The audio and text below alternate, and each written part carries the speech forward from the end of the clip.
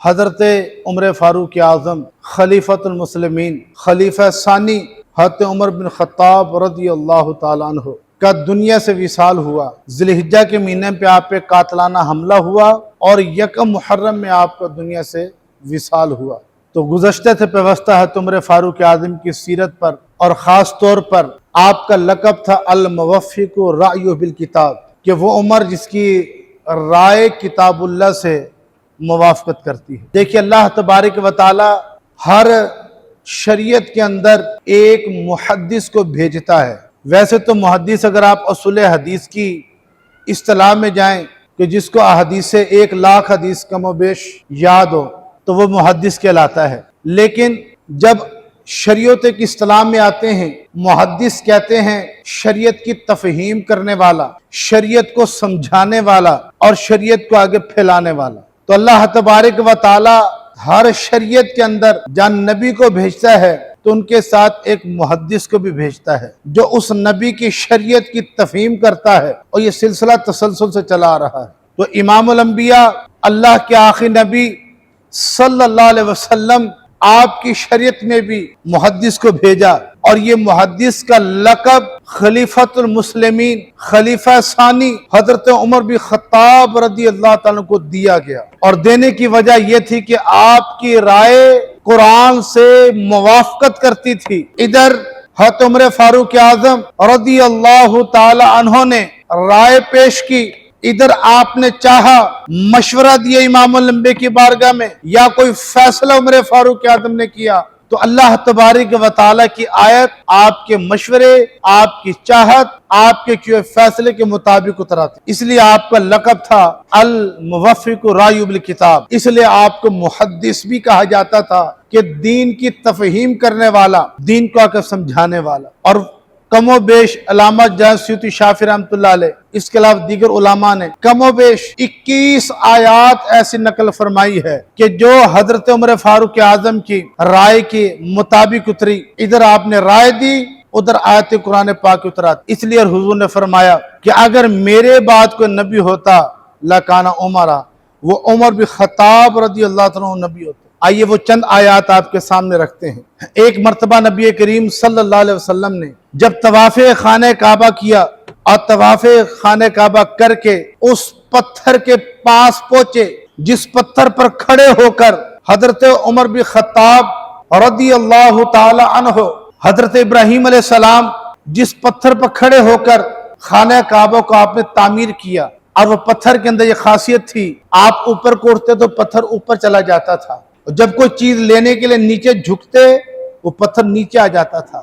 اس پتھر کو کہا جاتا تھا مقام ابراہیم، کیونکہ اس پتھر پر حضرت ابراہیم علیہ السلام کے پاؤں مبارک کے نشانات چھپ چکے تھے۔ اب جب اس پتھر کے قریب آئے اور نبی کریم صلی اللہ علیہ وسلم نے جب یہ پس منظر بیان کیا تو حضرت عمر فاروق اعظم رضی اللہ تعالی عنہ نے یہ رائے امام الانبیاء کی بارگاہ میں پیش کی، اور یہ خواہش چاہی یا رسول اللہ کیوں نہ ہم اس پتھر کو اپنی مصلی بنا لے، نماز گاہ بنا لے، یعنی جب حاجی یا عمرہ کرنے والا طواف سے فارغ ہو تو یہاں پر نماز ادا کر لے۔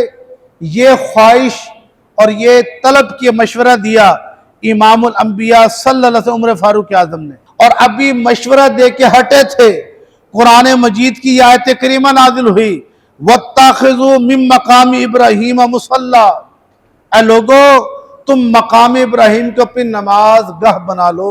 یہ تھا حضرت عمر فاروق اعظم کی رائے اور چاہت پیش کرنا، اس کے مطابق قرآن کی آیت کا اترانا، الموفق رأیہ بالکتاب۔ اور جب ابھی پردے کے احکامات نازل نہیں ہوئے تھے تو حضرت عمر فاروق اعظم رضی اللہ عنہ نے دیکھا بہت سے غیر مرد ازواج مطہرات کے سامنے آ جاتے ہیں، اور بعض ازواج مطہرات بھی غیر مردوں کے سامنے سے گزرتے بھی احتیاط نہیں فرماتی۔ حضرت عمر فاروق اعظم جب یہ منظر دیکھا امام الانبیاء کی بارگاہ میں آئے اور آ کر عرض کی یا رسول اللہ صلی اللہ علیہ وآلہ وسلم، آپ ازواج مطہرات کو پردے کا حکم دیں اور مردوں کو حکم دیں کہ اپنی نگاہیں نیچی رکھیں۔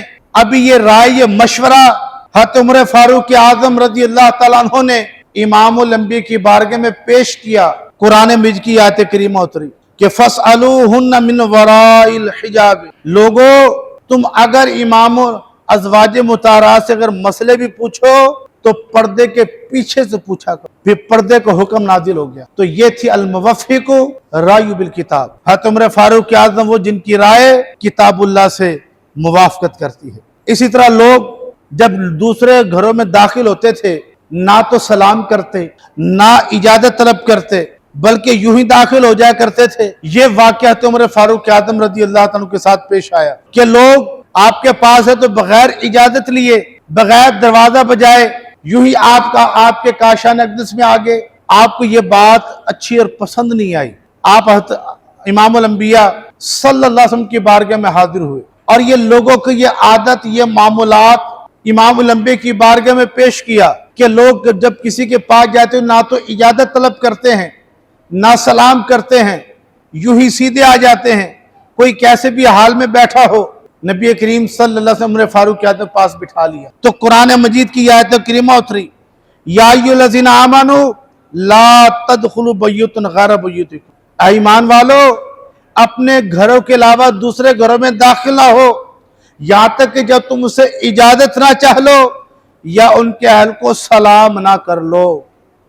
अब इधर राय हज़रत उमर फारूक आज़म ने पेश की और उधर कुरान मजीद की आयत करीमा आपकी राय आपकी चाहत के मुताबिक उतर आया। इसलिए आपका लक़ब था मुवफ़्फ़िक़ु रायु बिल किताब कि वो जिनकी राय किताबुल्लाह से मुवाफ़क़त करती है। इसी तरह इमामुल अंबिया सल्लल्लाहु अलैहि वसल्लम के अहद में एक मुनाफिक एक यहूदी के दरमियान झगड़ा पड़ गया और खेत पर पानी टपाने पर झगड़ा था। अब यहूदी का खेत पहले पड़ता था और मुनाफिक का खेत बाद में पड़ता था। यहूदी ने खेत को पानी दूंगा जबकि मुनाफिक का कहना यह था पहले मैं अपने खेत को पानी दूंगा। जब दोनों का झगड़ा बढ़ा किसी हाकिम की किसी फैसला करने वाले की जरूरत पेश आई। यहूदी कहने लगा कि मैं अपना सालिस इमामुल अंबिया नबी आखिर ज़मान सल्लल्लाहु अलैहि वसल्लम को मानता हूं। अब मुनाफिक ने सोचा क्योंकि मैं कलमे का ऐलान करता हूं कलमा पढ़ता हूं तो नबी पाक सल्लल्लाहु अलैहि वसल्लम मेरे कलमे की रियायत करते हुए मेरे हक में फैसला सुना देंगे। मुनाफिक ने कबूल कर लिया। अब मुनाफिक और यहूदी दोनों इमामुल अंबिया की बारगाह में हाजिर हुए। नबी पाक सल्लल्लाहु अलैहि वसल्लम ने दोनों का अलग अलग मुआमला सुना और नज़ा की तफसील झगड़े की तफसील ये वाज़े कर रही थी कि हक यहूदी के साथ है। तो नबी करीम सल्लल्लाहु अलैहि वसल्लम ने यहूदी के हक में फैसला सुना दिया।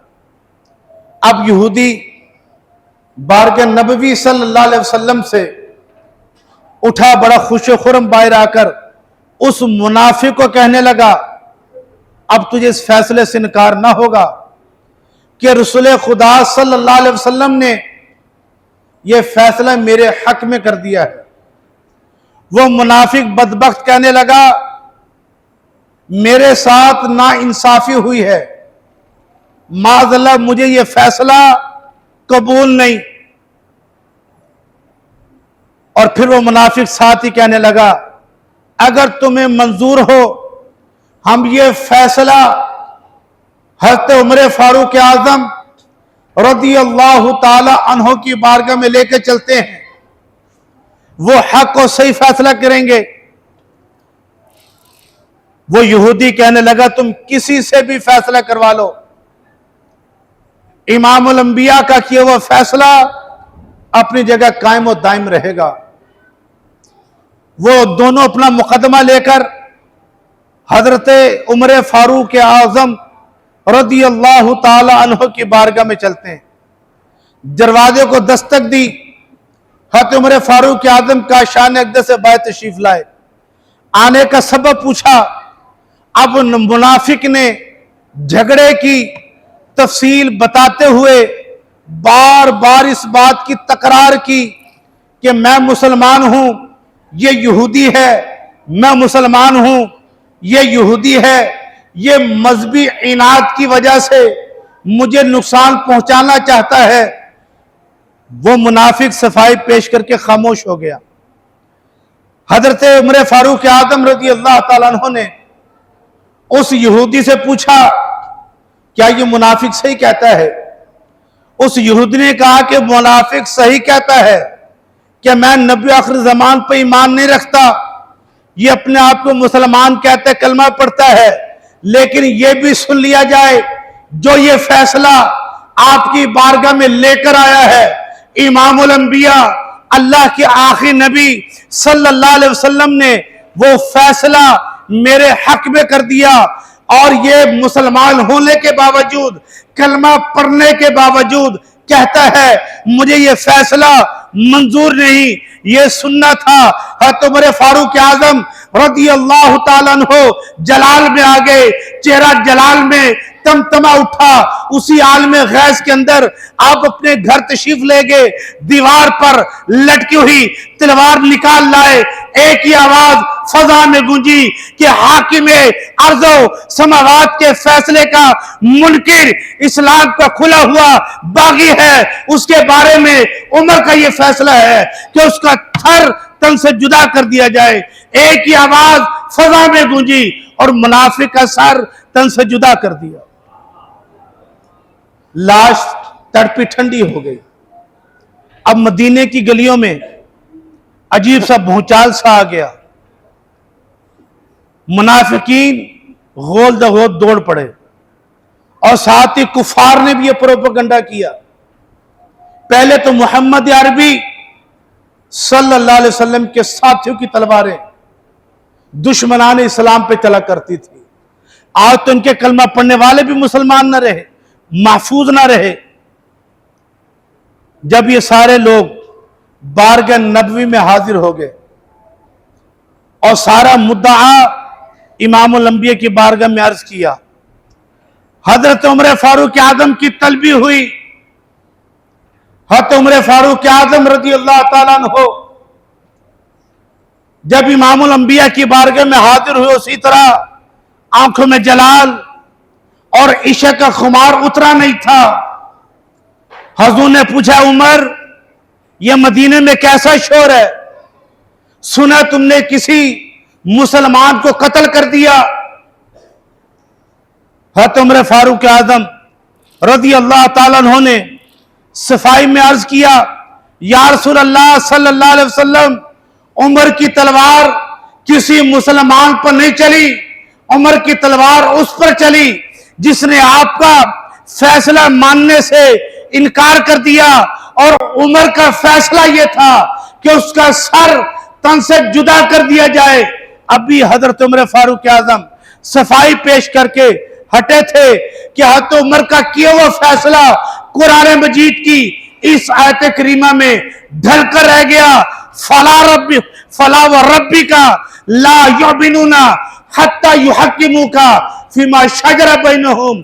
ऐ लोगो, जब तक तुम ईमान कामिल मोमिन कामिल हो ही नहीं सकते जब तक अपने मामलात में रसूलुल्लाह को हाकिम ना मान लो। जब रसूलुल्लाह फैसला कर दे तुम खुले दिल से तस्लीम कर लो।